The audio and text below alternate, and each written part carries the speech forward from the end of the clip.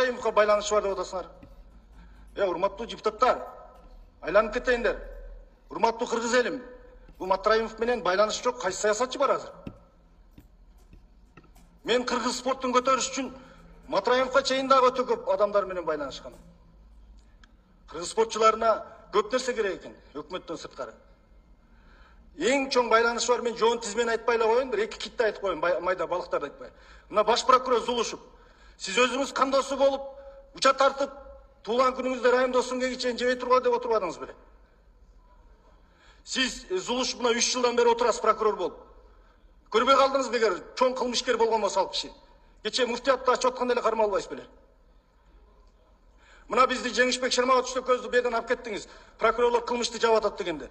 Эки прокурорду алып кетип, анан ошондой адамдарга күчүңүз жетпей калды. Мына баш прокуратурада $700 000 алып казино ойноп отурат.